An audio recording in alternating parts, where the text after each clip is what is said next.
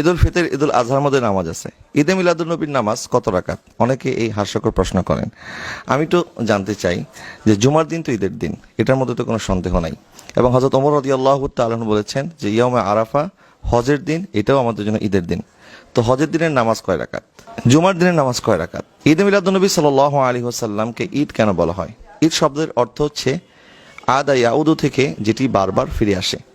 ঈদ শব্দের আরেকটি অর্থ হচ্ছে খুশি উদযাপন করা, আনন্দিত হওয়া। নবীজি সাল্লাল্লাহু আলাইহি ওয়াসাল্লামের আগমনে আমরা খুশি নই, এই কথা তো কেউ বলে না, বরং সবাই বলে হ্যাঁ নবীজি সাল্লাল্লাহু আলাইহি ওয়াসাল্লামের আগমনে আমরা সবাই খুশি। খুশি থেকেই এটাকে ঈদ বলা হয়। কোরআনের মধ্যে একটি ঈদের কথা আছে, সেই ঈদটা কোনটা?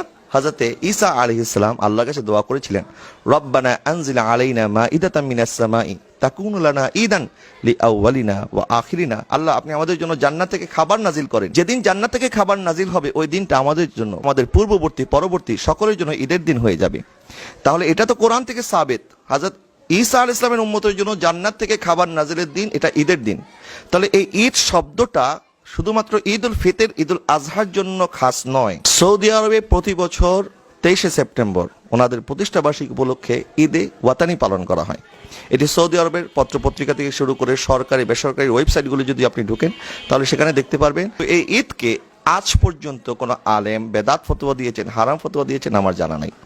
তাহলে যে আমলটা সৌদি আরবে করলে জায়েজ, তো সেখানে তো আমাদের দেশের অনেক আলেম ওলামারা অংশগ্রহণ করেছেন, সেখানে তারা ফটোশুট করেছেন, সৌদি আরবের পতাকা গায়ে জড়িয়ে সৌদি আরবের প্রতিষ্ঠা বার্ষিকীতে ওনারা অংশগ্রহণ করেছেন। তারা সৌদি আরবের প্রতিষ্ঠা বার্ষিকী এটা যদি ঈদের দিন ওনারা মানতে পারেন, নবীজির বেলাদাতকে কেন ঈদের দিন মানতে পারবেন না? এটা আমার বোধগম্য নয়। মিলাদুন্নবী সাল্লাল্লাহু আলাইহি ওয়াসাল্লামকে ঈদ বলা যাবে না কেন?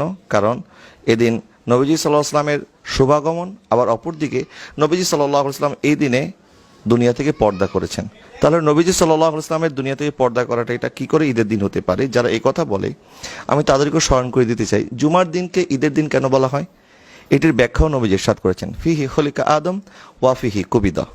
অর্থাৎ জুমার দিন হযরতে আদম আলাইহিস সালামকে সৃষ্টি করা হয়েছে এবং এই একই দিনে আদম আলাইহিস সালাম দুনিয়া থেকে পর্দা করেছেন। তাহলে আদম আলাইহিস সালামের দুনিয়া থেকে ওফাত বরণ করা, আদম আলাইহিস সালামের দুনিয়াতে আগমন করা, এটা যদি ঈদ হতে পারে, পাশাপাশি ঈসা আলাইহিস সালাম বলেছিলেন ওয়াসসালামু আলাইয়া ইয়াউমা ওয়ালিদতু ওয়া ইয়াউমা আমুতু ওয়া ইয়াউমা উবআসু হাইয়া। সালাম আমার প্রতি যেদিন আমি দুনিয়াতে আগমন করেছি, যেদিন আমি মৃত্যুবরণ করব, যেদিন আমি আবার জীবিত অবস্থায় আগমন করব। তাহলে ঈসা আলাইহিস সালামের দুনিয়াতে আগমন, দুনিয়া থেকে বিদায় নেওয়া, আবার আগমন করা, এই তিনটিকে উপলক্ষ করে তিনি নিজেই নিজের প্রতি সালাম দিয়েছেন। তাহলে নবীজি সাল্লাল্লাহু আলাইহি ওয়াসাল্লাম যেদিন দুনিয়াতে আগমন করেছেন 12ই রবিউল আউয়াল, সেদিন আমরা ঈদ পালন করলে কেন আপত্তি থাকবে? এরপরে অনেকে আমাদেরকে বলতে পারে, তো নবীজি সাল্লাল্লাহু আলাইহি ওয়াসাল্লামের আগমনে আপনারা খুশি, অথচ নবীজি সাল্লাল্লাহু আলাইহি ওয়াসাল্লাম যখন দুনিয়া থেকে বিদায় নিয়েছেন তখন তো সাহাবায়ে কেরাম ওনারা শোকের মধ্যে ছিলেন, তা আপনারা শোক দিবস কেন পালন করেন না? সাহাবায়ে কেরাম অবশ্যই নবীজি সাল্লাল্লাহু আলাইহি ওয়াসাল্লামকে হারিয়ে ওনারা শোকাহত ছিলেন, কিন্তু ওনারা তো কোনোদিন শোক দিবস পালন করেনি। তা আমাদেরকে যারা বলছেন আমরা কেন শোক দিবস পালন করি না, আপনারা কি শোক দিবস পালন করেন? আপনারা তো করেন না। বরং আমরা দেখি কেউ এই মাসে সিরাতুন নবী পালন করে, কেউ আবার নৌ ভ্রমণে চলে যায় নবীজি সাল্লাল্লাহু আলাইহি ওয়াসাল্লামের সিরাত আলোচনা করার জন্য, নাশিদ পরিবেশন করার জন্য। আমরা এটাও দেখেছি সেখানে তারা নিজেদের পরিবারকেও নিয়ে গিয়েছে, মহিলাদেরকে নিয়ে গিয়েছে। আমি এটাকে নাজায়েজ মনে করছি না।